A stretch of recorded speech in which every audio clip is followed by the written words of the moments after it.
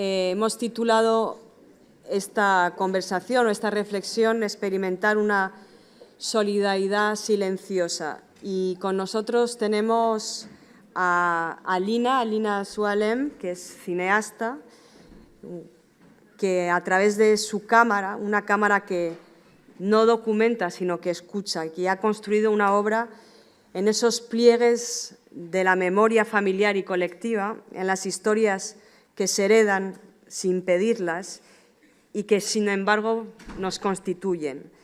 Ella sabe que hay una solidaridad que no se anuncia, que existe antes de las palabras y en el gesto de seguir mirando cuando todo invita a veces a apartar los ojos. Así que estoy muy contenta que Lina puedas estar hoy con nosotros.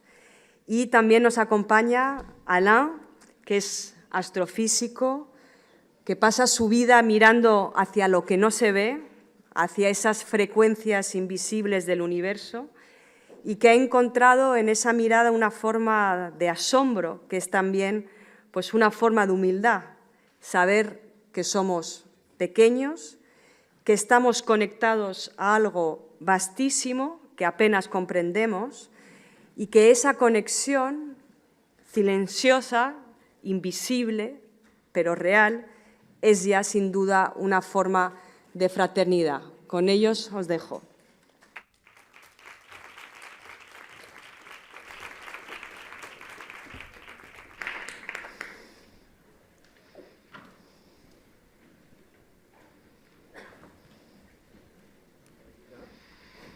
M'entendez bien? Voilà, buenas tardes. Bonjour à toutes et à tous. Désolé, je parlerai en français. Hein. Je l'ai appris il y a très longtemps, l'espagnol, donc je ne me risquerai pas à parler d'astronomie en espagnol. Donc merci beaucoup pour cette invitation. Je suis très heureux d'être ici, dans ce cadre si particulier des Trovades Albert Camus, autour de ce thème magnifique, fraternité, poétique du lien. Alors Sandra m'a proposé de parler d'une solidarité silencieuse à partir de ce que le cosmos nous apprend. Alors, je ne sais pas si vous êtes sceptique, mais moi je l'étais beaucoup quand Sandra m'en a parlé. Et j'ai dû y réfléchir et effectivement, je crois qu'il y a un lien. Je crois en effet que l'astronomie nous enseigne quelque chose de très simple et de très profond. Elle nous apprend à changer d'échelle, à décentrer notre regard, comme nous en parlait Cynthia tout à l'heure, et peut-être aussi à devenir un peu plus humble. Quand on observe la Terre depuis l'espace, quand on situe notre système solaire dans la galaxie, quand on découvre d'autres mondes autour d'autres étoiles, une évidence s'impose, nous ne sommes ni le centre, ni la mesure de tout. Et pourtant, loin de nous écraser, cette prise de conscience peut nous relier. Elle peut nous rappeler que nous partageons une même condition, une même vulnérabilité, un même destin matériel. Je voudrais donc vous proposer un petit voyage. On va partir de la Terre, élargir le regard jusqu'aux galaxies lointaines, puis revenir vers une question très humaine. Qu'est-ce que la contemplation du cosmos change de notre rapport par rapport aux autres? Alors je commence avec une image qui, je crois, dit presque tout. C'est une image prise il y a quelques semaines par la mission Artemis qui allait vers la Lune. Ici, la Terre apparaît depuis l'espace comme un monde unique, isolé, suspendu dans le noir. Et ce que je trouve toujours frappant dans ces images, c'est qu'elles abolissent immédiatement beaucoup de choses auxquelles nous nous accrochons d'ordinaire. Depuis cette distance, on ne voit plus les frontières, on ne voit plus les appartenances, on ne voit plus les divisions qui nous occupent tant. On voit simplement une planète très belle, mais aussi très fragile. Une fine enveloppe de lumière, une petite oasis de vie dans un environnement immense et indifférent. C'est là que l'astronomie rejoint, me semble-t-il, une intuition très forte de Camus. Nous sommes embarqués ensemble, nous partageons le même monde, non pas en théorie, mais très concrètement. Le cosmos nous rappelle donc ceci. Avant d'être séparés par nos récits, nos intérêts ou nos conflits, nous sommes réunis par une même condition planétaire. Et cette prise de conscience peut être le début d'une fraternité moins abstraite, plus nue, plus essentielle. Cette idée devient encore plus profonde quand notre propre planète est regardée non plus depuis l'orbite proche, mais comme une simple étape sur une trajectoire interplanétaire. Cette image est prise lors du survol terrestre de la mission Bepi Colombo en route vers Mercure. C'est une mission sur laquelle je travaille depuis plus de 20 ans en tant que responsable scientifique d'un des instruments. Je vous en parlerai, mais c'est une autre histoire. J'aime beaucoup cette image parce qu'elle montre la Terre non plus comme notre centre affectif, mais comme un objet céleste parmi d'autres. Pour nous, la Terre est tout. Notre maison, notre histoire, notre mémoire, notre langue, nos morts, nos attachements. Mais pour une sonde interplanétaire, la Terre est aussi simplement une assistance gravitationnelle, une étape de trajectoire. Ce déplacement de point de vue est extrêmement fécond. Il ne diminue pas la Terre, au contraire, il nous aide à mieux la comprendre. Il nous apprend que notre monde est précieux précisément parce qu'il n'est pas le centre de l'univers. Il est précieux parce qu'il est rare, limité, habité, vulnérable. Je crois que cette image nous invite à une forme de modestie cosmique. Nous habitons un monde minuscule, provisoire, et pourtant, c'est le seul monde dont nous savons avec certitude qu'il porte la vie. À cette échelle, la solidarité n'est plus seulement une valeur morale, elle devient presque une conséquence physique de notre situation. Nous dépendons tous et toutes de la même planète, du même équilibre, du même abri. Alors prenons encore un petit peu plus de recul par rapport à la Terre. Cette vue est celle prise par la sonde Cassini depuis l'environnement de Saturne, et c'est pour moi une des images les plus puissantes de toute l'histoire de l'exploration spatiale. La Terre n'est plus qu'un point, c'est qu'un point minuscule, presque rien. Et pourtant, dans ce point se trouve tout ce qui compte pour nous. Toutes nos joies, toutes nos souffrances, toutes nos guerres, tous nos amours, toutes nos œuvres, toutes nos langues, tous nos visages. C'est une image de petitesse, bien sûr, mais ce n'est pas une image de négation, c'est une image de responsabilité. Car si tout ce qui nous est cher tient dans ce petit point, alors il devient absurde de penser nos divisions comme absolues. À l'échelle cosmique, elles sont dérisoires. Ce qui demeure, c'est la communauté de destin. J'aime beaucoup cette idée. Nos frontières disparaissent avant même notre planète. Nos frontières disparaissent avant même notre planète. Et peut-être que la solidarité silencieuse commence là, dans le fait de reconnaître que, vu de loin, nous appartenons déjà à une même fragilité commune. Voici maintenant la nébuleuse de la Carène. On prend un peu plus de recul. Elle est vue par le télescope spatial James Webb. Vous savez, c'est ce télescope qui est actuellement dans l'espace. Ce sont des paysages cosmiques où naissent des étoiles et les systèmes planétaires. Notre système solaire est né dans un tel nuage. Quand on regarde une telle image, on éprouve d'abord une émotion esthétique. C'est beau, presque irréel. Mais cette beauté est aussi une leçon. Ce que nous voyons ici, ce sont des nuages de gaz et de poussière, des structures immenses, des processus qui se déroulent sur des millions d'années. Nous sommes devant un monde qui n'a pas été fait pour nous, qui ne nous attend pas, qui n'a rien d'humain dans ses dimensions ni dans ses rythmes. Et pourtant, nous pouvons le comprendre, le contempler, le nommer. C'est une situation extraordinaire. Une petite espèce apparue sur une planète périphérique est capable de voir si loin. Cela devrait nous rendre fiers, bien sûr, mais d'une fierté sobre.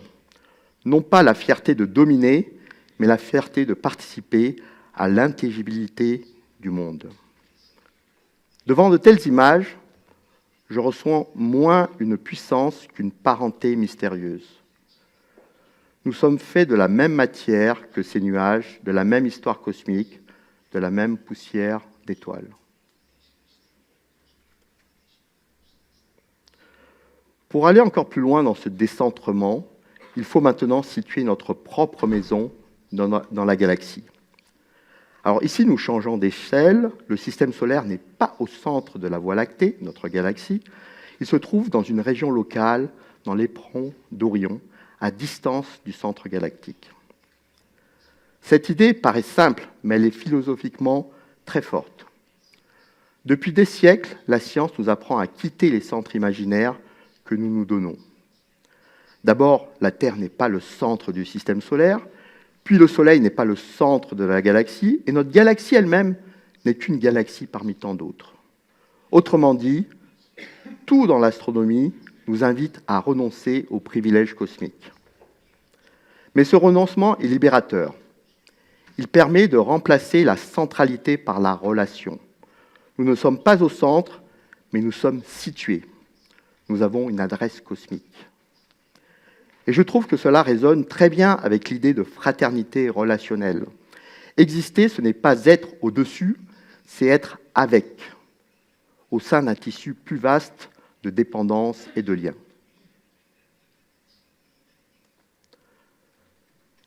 Et pourtant, même cette adresse devient presque invisible dès qu'on s'éloigne encore un peu. Alors là, c'est une image encore plus époustouflante, c'est une image du télescope spatial Hubble qui montre une toute petite région du ciel, un petit grain de sable à bout de bras. Et cette petite région, minuscule à l'échelle apparente, est pourtant remplie de galaxies. Vous voyez, chacune de ces taches floues est une galaxie. Chacune contient des milliards d'étoiles. Et probablement autour de beaucoup de ces étoiles, des planètes.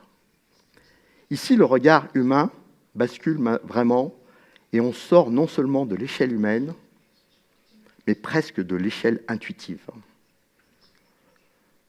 Je crois qu'il y a dans cette image une expérience spirituelle, au sens le plus large. Elle nous oblige à reconnaître que le réel déborde immensément nos habitudes mentales, nos récits, nos catégories immédiates. Face à cela, deux attitudes sont possibles. Soit le repli, soit l'élargissement. Moi, j'y vois une invitation à l'élargissement. Plus l'univers apparaît vaste, plus il nous devient difficile de penser petit, de vivre dans l'étroitesse, de croire que notre horizon immédiat suffit à définir le monde. Le cosmos n'abolit pas notre condition humaine, mais il l'ouvre. Et cette ouverture n'est plus seulement spéculative. Depuis quelques décennies, nous avons découvert que notre monde n'est pas seul. Depuis 1995, et de manière spectaculaire ces dernières années, nous avons découvert des milliers d'exoplanètes, c'est-à-dire des planètes autour d'autres étoiles. Vous pouvez aller consulter le site qui est ici, qui est un site hébergé par l'Observatoire de Paris, et qui vous donne au jour le jour le nombre d'exoplanètes qui grandit chaque jour. C'est une révolution conceptuelle immense. Pendant très longtemps, les autres mondes relevaient surtout de l'hypothèse, du rêve philosophique, de l'imagination. Aujourd'hui, ils relèvent aussi de l'observation. Nous connaissons des mondes géants, des mondes rocheux, des systèmes compacts, des planètes de lave, des planètes océans. Vous avez ici toute la diversité de ces planètes. Nous savons même sonder certaines atmosphères grâce à des instruments comme le télescope James Webb. Autrement dit, la pluralité des mondes n'est plus une pure spéculation. Elle est devenue un champ scientifique. Et je trouve cela très important pour notre sujet, parce que découvrir d'autres mondes, c'est déjà sortir d'un certain provincialisme cosmique. La Terre demeure notre maison, mais elle n'est plus le seul horizon imaginable du planétaire. Cette découverte nous prépare intellectuellement et symboliquement à accepter qu'il puisse exister ailleurs d'autres formes d'histoire, d'autres équilibres, peut-être un jour d'autres formes du vivant.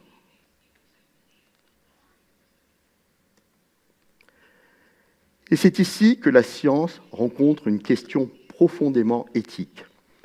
Que signifie chercher la vie ailleurs ? Chercher la vie ailleurs, c'est souvent présenté comme la recherche d'un double de nous-mêmes. Mais en réalité, la démarche scientifique la plus juste consiste à faire exactement l'inverse. Il ne s'agit pas de chercher notre reflet, il s'agit de nous préparer à penser l'autre. L'exobiologie cherche des environnements habitables, des molécules, des déséquilibres chimiques, des biosignatures possibles. Mais elle doit constamment résister à une tentation très humaine, projeter sur l'univers nos attentes, nos désirs, nos fictions. C'est pour cela que cette recherche est si intéressante philosophiquement.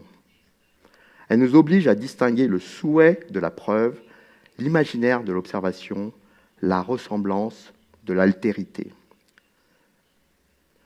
J'aimerais ici faire une place à Camus.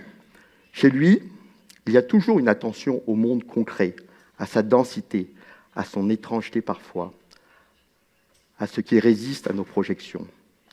Et je crois que cela nous aide beaucoup. Chercher la vie ailleurs, ce n'est pas vouloir annexer l'inconnu à nos catégories familières. C'est accepter qu'une réalité puisse exister hors de nous, autrement que nous, sans nous ressembler. En ce sens, la recherche de la vie dans l'univers est peut-être une école d'altérité.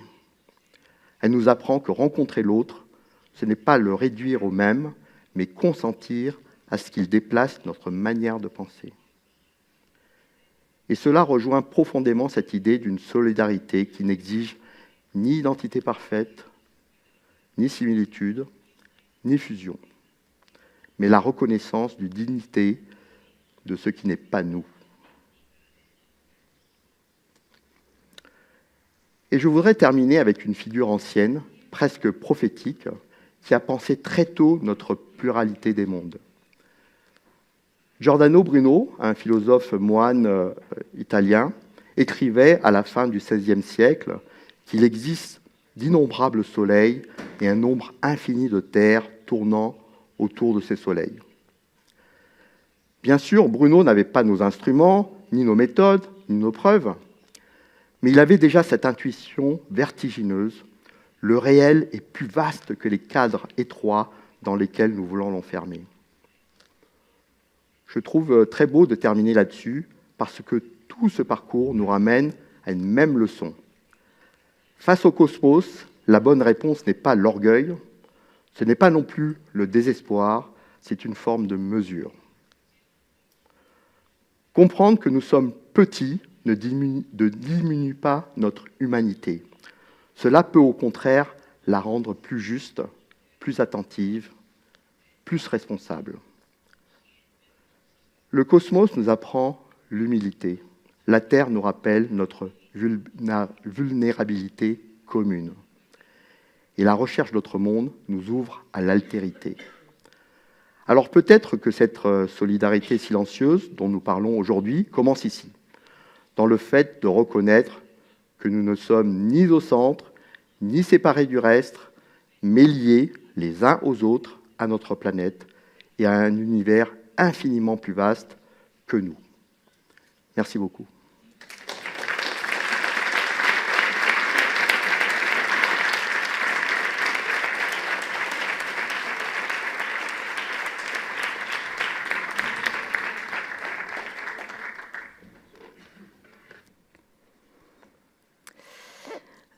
Gracias Sandra, por haber pensado en mí por este evento.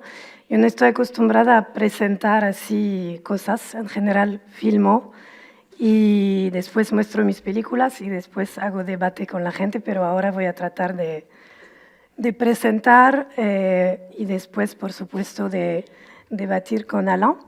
Hay varias cosas que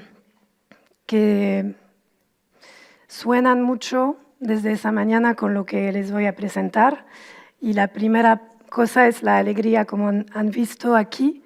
Esta presentación es sobre mi padre, que se llama Zinedine, que es argelino, que es un actor y que empezó su carrera, entre comillas, como mimo en la calle. Y yo estoy haciendo un trabajo sobre él porque el mimo es una manera silenciosa de llevar más alegría al mundo, en especial en contextos políticos como Argelia o Palestina, territorios de los cuales voy a hablar hoy, en los cuales pensamos que no hay lugar para la alegría, y a través de lo que les voy a contar es una manera de devolver la alegría al centro en lugares donde se piensa que no hay lugar para eso. A ver, perdón, ya empieza el problema. Bueno, lo voy a hacer así porque es más fácil. Bueno, eso es mi padre. Las características claves de la fraternidad para Camus es conexión sin palabras o conexión silenciosa. Y hoy decidí contarles la historia de un mimo que usó el silencio para encontrar su lugar en el mundo. Es un mimo que pasa por el silencio para tener una voz. Es contradictorio, pero así es. Pero antes de hablarles de mi padre, les voy a hablar un poco de mí para que entiendan un poco más por qué hoy estoy presentando eso. Yo nací y crecí en París. Mi madre es una mujer palestina, nacida en Nazaret, en Galilea, y mi padre es un hombre argelino, nacido en un pueblo del centro de Francia. Mis dos padres son actores. Mi madre creció en un pueblo pequeño de Galilea, en una familia de 10 hijos, y empezó a actuar en una compañía de teatro que es el Teatro Nacional El Hakawati, Teatro Nacional Palestino en Jerusalén, y después se mudó a Europa y empezó una carrera internacional.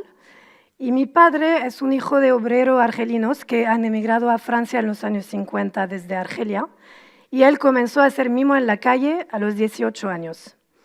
Más tarde se hizo un nombre en el cine francés. Desde muy joven yo tomé conciencia de mis múltiples identidades, pero crecer en Francia me privó en cierto modo de una sensación de plenitud. No me conseguía vivir mis diferentes identidades como un todo, debido al contexto francés y a los estereotipos que existen en torno a las identidades árabes en Francia.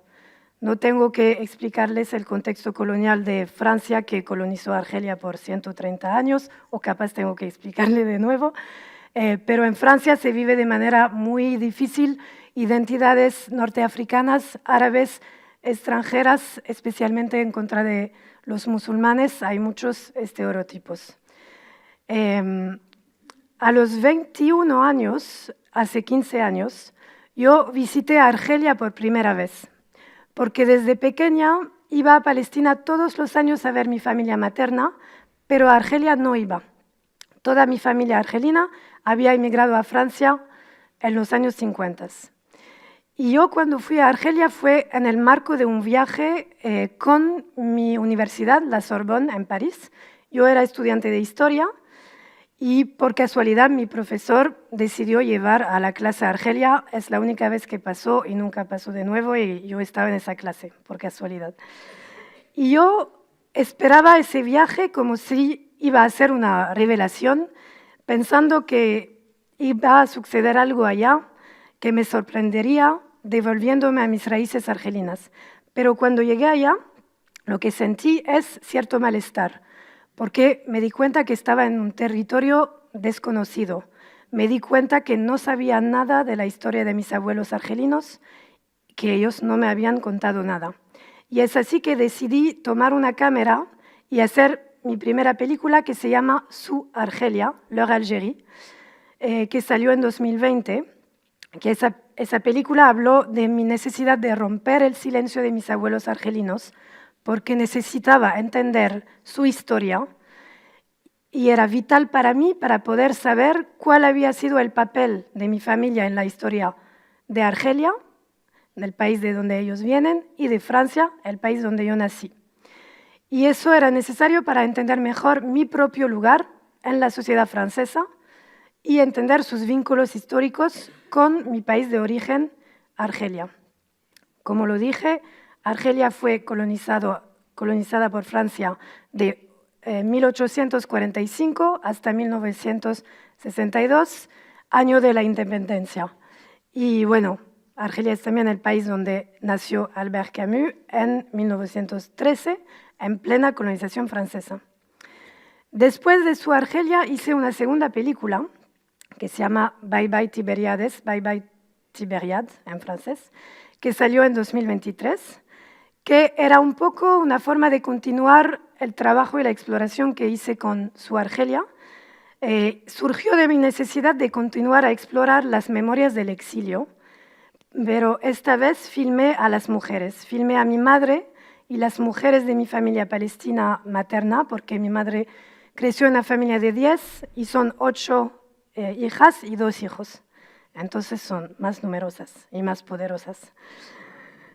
Y entonces llevo yo naturalmente la historia de mi madre y de las mujeres de mi familia y de mis antepasadas, su historia íntima, como la gran historia que han sufrido y que han hecho suya.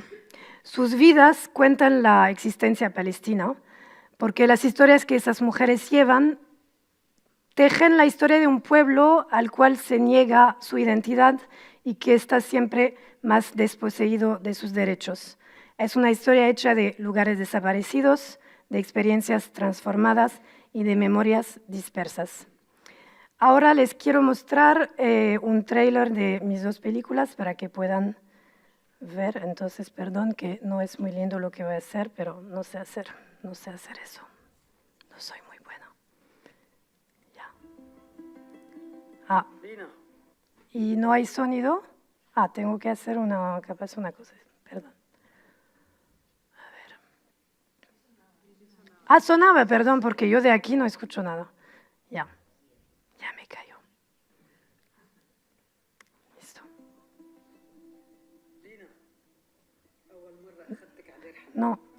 No se escucha. Perdón, lo voy a... No, es que no, está saliendo de la compu y debería salir de esto, ¿no? A ver. Yay. Ay, qué estrés. لينا أول مرة أخذتك على دير حنا شايفة؟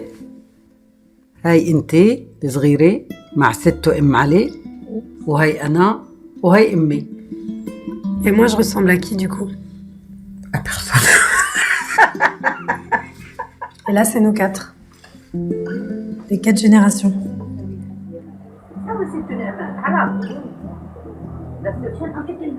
Ma mère m'a transmis sa langue à moitié. Elle m'a transmis un bout de langue. Quand j'étais petite, elle m'emmenait passer tous les étés dans son village palestinien, Darhanna.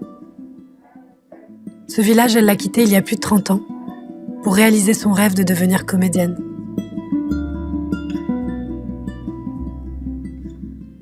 Tourne-toi un peu vers la caméra. عايش بحبش يا لينا.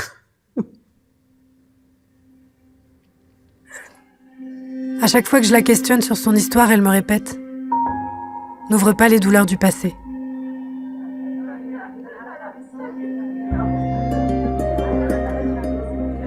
Je me demande souvent ce que tu serais devenue si t'étais restée. Qu'est-ce que j'en sais يا لينا parce que je suis partie.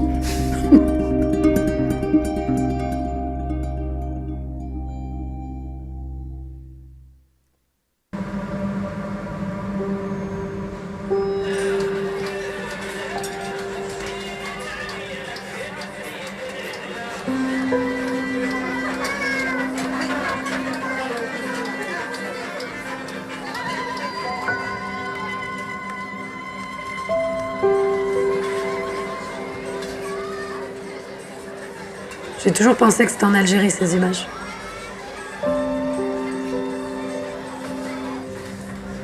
Ouais, on dirait, mais on est à Thiers.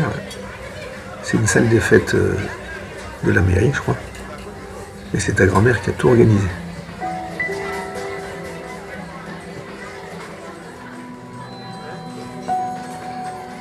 Et puis il avait invité tous les Algériens de Thiers.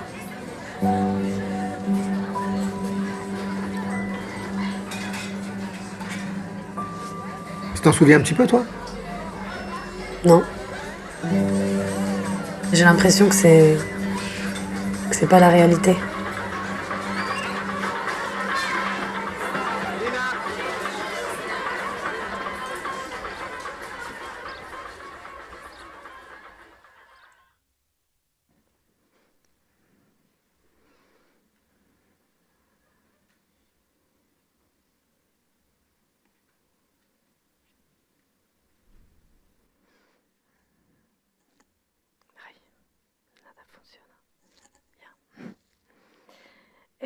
Con esas dos películas yo aprendí todo. Aprendí a manejar una cámara, a grabar sonido, a escribir, a montar, a debatir sobre películas, a narrar historias de sociedades, de seres humanos, de pueblos. Esas películas me han permitido encontrar mi voz, mi lugar en el mundo, entre países, entre varias comunidades. Para mi padre, lo que le ayudó él a encontrar su lugar en el mundo es ser mimo.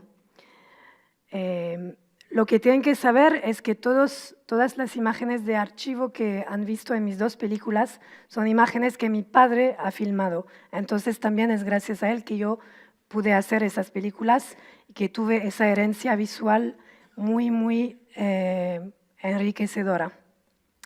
Mi padre comenzó a hacer mimo a los 18 años. Su nombre artístico era el mimo Zuzu. No es Zizou como Zinedine Zidane, pero es Zuzu porque él nació antes, entonces es el primero Zinedine famoso. Siempre me he preguntado cómo se le ocurrió dedicarse a eso cuando él no estaba destinado al mundo del arte para nada. Él nació en Francia en 1957, durante la colonización francesa de Argelia. Como todos los argelinos en esa época, mi padre era considerado sujeto del imperio colonial francés. Un sujeto con pocos derechos, lo llamaban indígena, eran les indigènes. Mis abuelos, sus padres, habían emigrado de Argelia a Francia en los 50 para trabajar como mano de obra barata en factorías francesas. Fueron explotados, desposeídos de sus derechos y de su identidad argelina. Y al mismo tiempo luchaban en secreto por la independencia de su país desde Francia, el país que se le negaba. Entonces, había una contradicción grande para esos argelinos y esa vida en Francia.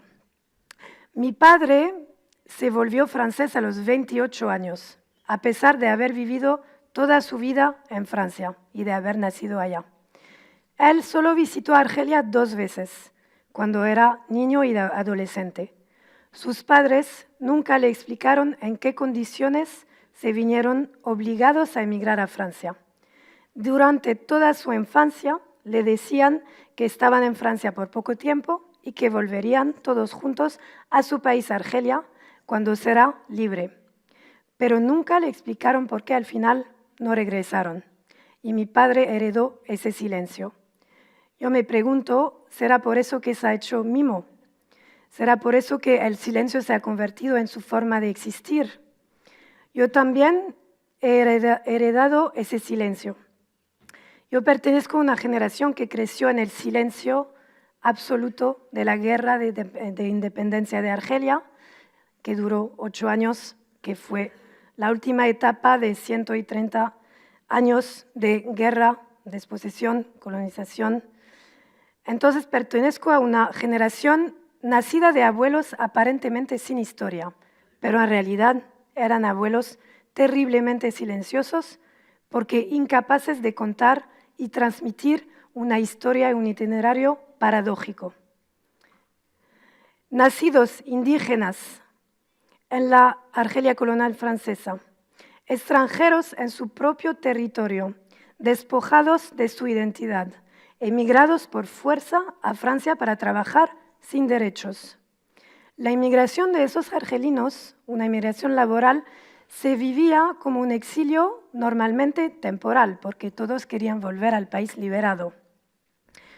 Tras haber deseado y a menudo luchado por la independencia de Argelia y tras haberse desgastado trabajando en Francia con la experiencia de poder regresar algún día a su país, libre, al final acabaron haciendo su vida en Francia, el país que les había negado el derecho a la independencia. Era demasiado difícil y costoso desarraigarse de nuevo cuando ya sus niños empezaron la escuela y cuando no conocían el país de origen. También habían empezado a cotizar en Francia, la seguridad social francesa, y si se iban a Argelia iban a perder todo lo que habían cotizado. Entonces, la generación de esos inmigrantes construyó así una vida sobre la mistificación de un regreso que nunca se produjo. La generación de mi papá y la mía es heredera de esos callejones sin salida de la memoria y de la transmisión. Yo crecí en ese silencio, pero también crecí con imágenes.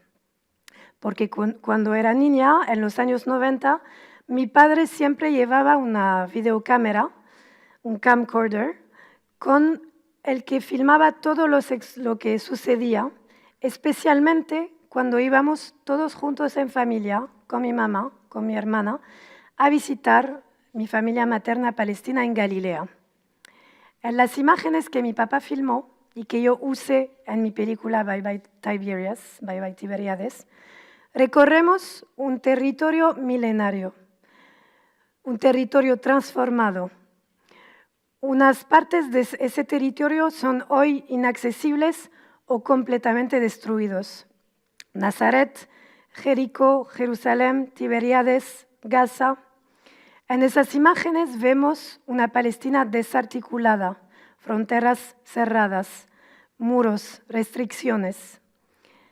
Pero esta realidad de un territorio marcado por la guerra y la ocupación israelí contrasta con la atmósfera que se desprende de esas imágenes que mi papá filmó, que están impregnadas de recuerdos felices de la infancia. En ese contexto, esas imágenes, me veo bañándome en el mar de Gaza con mi padre, haciendo un picnic cerca de la mezquita de Al-Aqsa, en Jerusalén, que son lugares de conflicto que en las imágenes se convierten en lugares de vacaciones en familia. Entre esas imágenes, de repente, vemos a un joven enfrente de la cámara. Es mi padre, a los 30 años, que entra y sale del encuadre. Después les mostraré un videito. Él instala su cámara, filma y también se pone en escena, disfrazado, se disfraza, hace mimo, se disfraza de mujer, se disfraza de payaso, imita a todos los que están alrededor, está muy consciente de la cámara, parece que está interpretando un papel o varios papeles, un papel de un joven extranjero, un extraño, un intruso venido de otra parte que busca a través de la risa una forma de ser aceptado. Yo miro a ese joven en esas imágenes, sé muy bien que es mi padre, pero de repente lo empiezo a ver como un personaje de ficción, el mimo Suzu. Lo miro como si miraba a un desconocido que quería conocer y comprender mejor. Y me pregunto, ¿quién es este hombre? ¿Cuál es su historia? ¿Cómo se atreve a introducir lo burlesco en un territorio marcado por la destrucción, la guerra, la pérdida y la tragedia? ¿Cómo se permite ser ligero? En medio de los demás, al mismo tiempo, parece llevar el exilio como una carga, un exilio espacial y temporal, lejos de su tierra natal, extraño en el territorio en el que se encuentra, nos inunda de su silencio y sentimos su soledad, su sufrimiento, pero al mismo tiempo nos hace reír. A través de las imágenes que graba y de la forma en la cual se pone en escena entre ellas, el mimo Suzu ha creado una especie de territorio imaginario más allá de las fronteras físicas para combatir la deriva de su exilio interior. Es ahí que se puede hacer un vínculo con la tierra. Su exilio interior es el de un argelino inmigrado a Francia, nacido en Francia como ser colonizado, que no creció ni vivió en Argelia. un desarraigado que busca aferrarse a algo que le eche raíces. Lo observo y me doy cuenta de algo. Como espectadora, soy testigo de la lucha de un cuerpo para existir en un contexto que no parece permitir la risa. Al ponerse una escena, adopta una actitud política, combate el exilio con el cuerpo, resiste a la tragedia con la alegría. Es su forma de ser para soportar la realidad. Es una posición política. La risa se convierte en su estrategia de resistencia. Y entonces ese personaje real se convierte en un personaje ficticio, político, que permite reflexionar sobre la forma en la cual se puede resistir. Sus desplazamientos de un lugar al otro, de un grupo de personas a otro, también trazan una cartografía original de Palestina, porque en las imágenes de Susu, cada lugar encierra una historia y ha sido objeto de una transformación. Cada imagen se convierte en la prueba de una existencia negada. Vemos Palestina en los años 90, antes del muro de separación, construido en 2004. Vemos toda la cultura palestina, familias, hombres y mujeres, la comida, las tradiciones pueblerinas, las tradiciones religiosas. Vemos a un territorio que hoy se ve amenazado de destrucción total. Vemos la fragilidad de la memoria palestina, constantemente amenazada de desaparecer. Nos desplazamos por ciudades, por pueblos, por la montaña, a orillas del mar, por lugares históricos. De una secuencia a la otra nos cruzamos con hombres en fila bailando dabke, el baile tradicional palestino, mujeres cantando canciones tradicionales de boda, vestidas con vestidos floridos y coloridos, viejos drusos de largas barbas blancas, llevando largos túnicas negras. Pasamos por checkpoints y vemos a soldados israelíes armados, amenazantes. Recorremos desde interiores íntimos hasta exteriores lúdicos, parques, lagos, mercados y ruinas.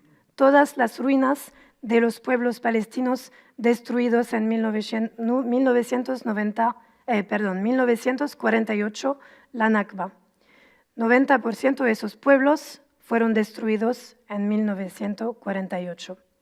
Así, con su presencia desequilibrada en el seno de esa familia palestina, buscando a su lugar, filmándose a sí mismo, filmándonos a nosotras y nosotros, Susu nos devuelve a cada uno nuestro lugar y conserva pruebas de nuestra existencia inconscientemente.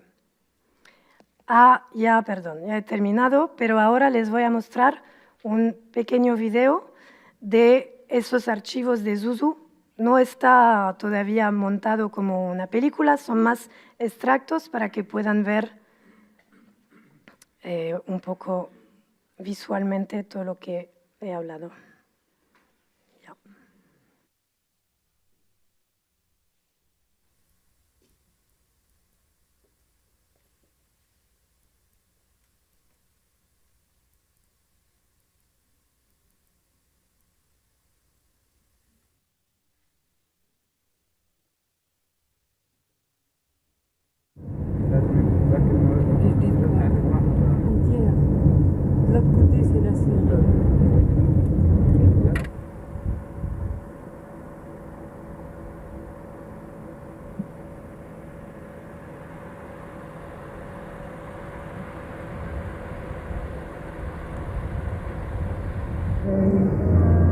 Ça c'est un kibbutz, ça?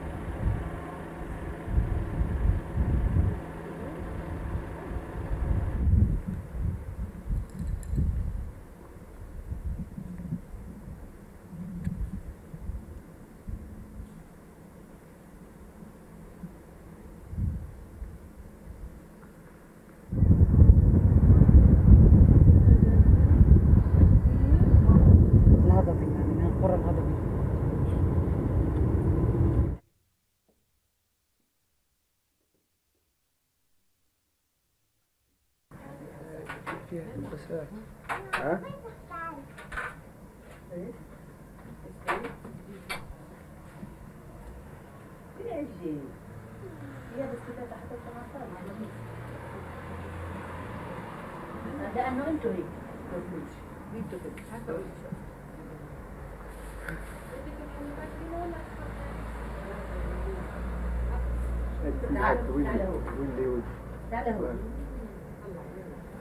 امبارح جربنا من هون احنا صور لي هون امبارح واحد من هون على التلفزيون جربت السلك وما ظبطش. امشي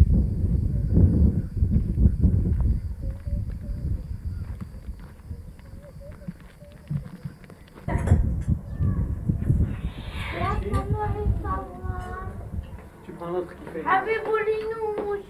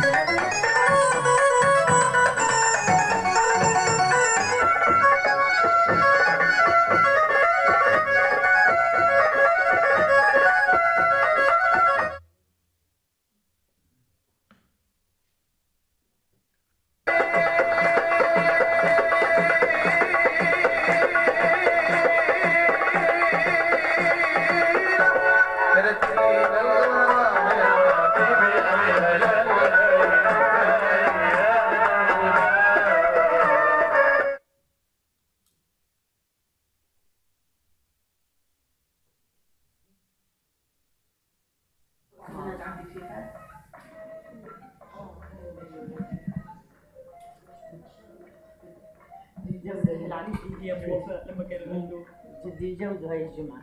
مين خيتك اليوم متجوزين؟ السيد مازن بعده مش متجوز؟ مين بده يتجوز؟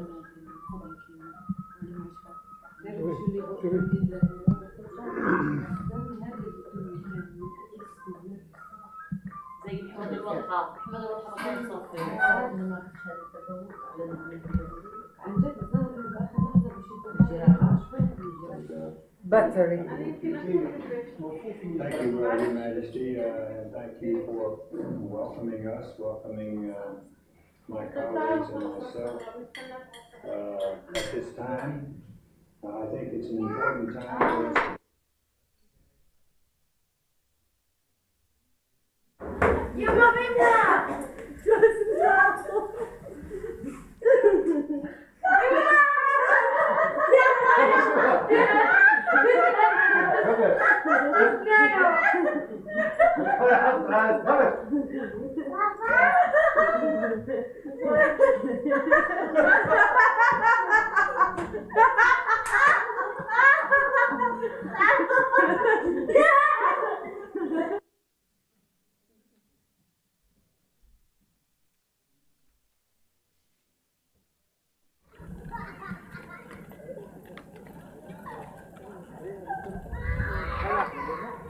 فإذا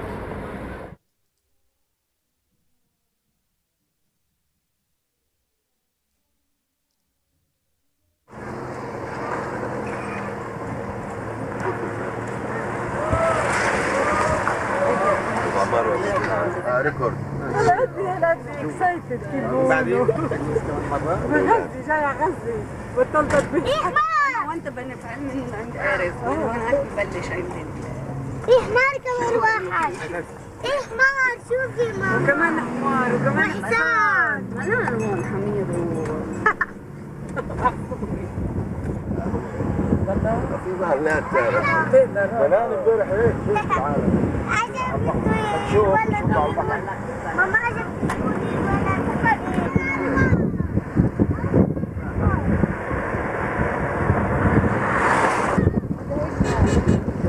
خدت مع ضرب احمد احسن ايه البحر اللي رحنا عليه من زمان تغسل بس هاي زي تونس في المغرب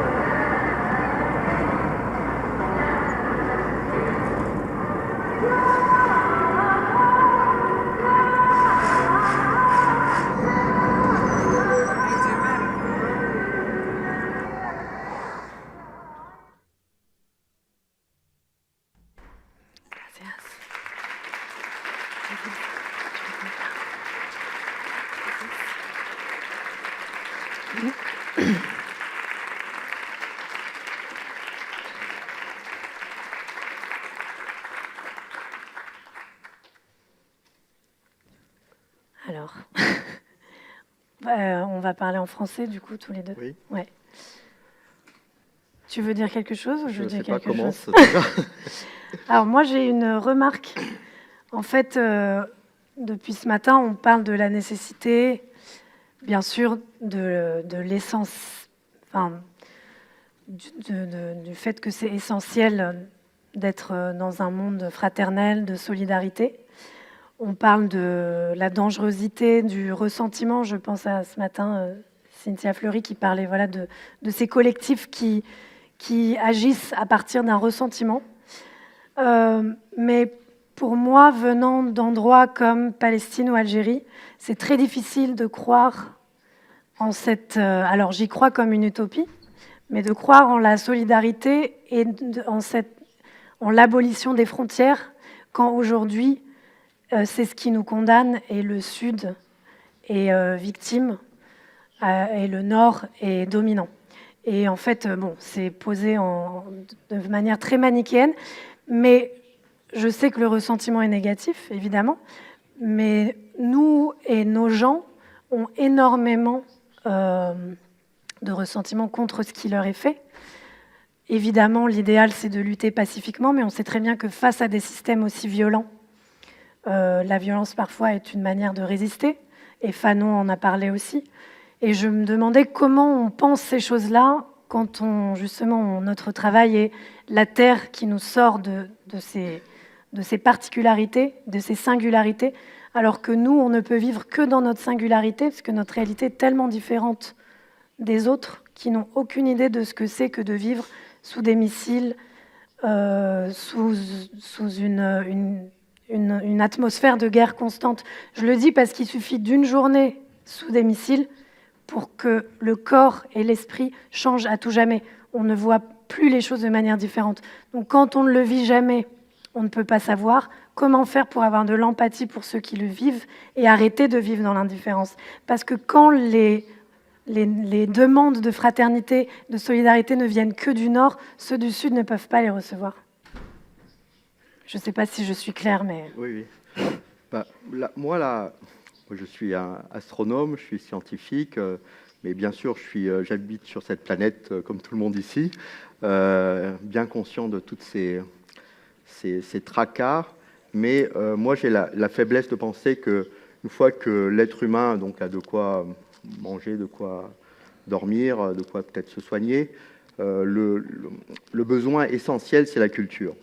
Et dès lors qu'on a cette culture et cette culture de notre conscience que nous sommes sur une même planète, peut-être en prenant du recul, on se rend compte de l'insignifiance de toutes ces petites tracasseries. C'est difficile voilà, de se départir de toutes ces guerres, tous ces missiles, comme tu dis, mais c'est vrai que avoir cette conscience, avoir cette culture, et beaucoup n'en ont pas. Hein. Je vais souvent dans les écoles, on pense que la Terre est indestructible, que rien ne peut nous arriver, qu'on est chacun pour soi, mais quand on prend ce recul, quand on regarde cette planète, on sent qu'on partage un même destin, une même condition, et que peut-être, j'ai la naïveté de le penser, peut-être que ça peut nous aider justement à être plus solidaires de cette façon-là. Alors, j'ai une question par rapport à ça, je rebondis, mais comment quelqu'un qui est face à la mort, qui est bombardé, on peut lui demander « protège ta terre », c'est-à-dire d'avoir cette préoccupation principale quand lui-même n'est pas sûr de pouvoir rester vivant. Et c'est là où moi je trouve qu'il y a parce qu'on parle de la culture, c'est vital, mais pour pouvoir bénéficier de la culture, la mettre en place, la faire exister ou la consommer, entre guillemets, il faut d'abord être libre. Et être libre, c'est de pouvoir vivre déjà. Absolument. Je pense que voilà, cette culture, cette éducation, c'est pas ceux qui sont sous les bombes, c'est surtout ceux qui bombardent. Voilà. C'est ceux-là qu'il faut éduquer encore plus que les autres, oui, c'est certain. Je ne sais pas si on a beaucoup de temps pour converser ou s'il faut passer au public, parce qu'on a dépassé un peu le temps. On peut répondre aux questions et enchaîner. Si vous avez... En tout cas, par rapport à pendant qu'on attend les questions, par rapport à ton histoire, je veux juste te dire que c'est curieux. En fait, je suis né en Algérie et en fait, ma famille franco-pondichérienne, donc aussi est issue d'une autre colonie française. Donc, on est venu en Algérie parce que après l'indépendance, mon père était prof. Et donc, je suis né en Algérie, et c'est rigolo d'avoir ce parallèle, et puis aussi avec Albert Camus. Et je pense qu'il y a eu toute une population de franco-pondichéриens qui sont venus en Algérie à cette époque-là. Et je pense que c'est parce que, eh bien, nous, on passait mieux que les Français blancs, voilà, parce que l'Algérie avait besoin de formation, tout ça. Donc, c'est juste la petite anecdote que je voulais partager. Je suis dans l'Algérie, j'ai vécu mes premières années en Algérie à Maison Blanche. Oui, parce qu'après l'indépendance, l'Algérie a été un peu la Mecque des nationalités, des révolutionnaires aussi. Il y a beaucoup de gens du monde entier, des mouvances révolutionnaires, des mouvances de gauche et des profs du monde entier qui ont été amenés en Algérie pour reconstruire le pays au moment de l'indépendance. Est-ce que vous avez des questions? Là.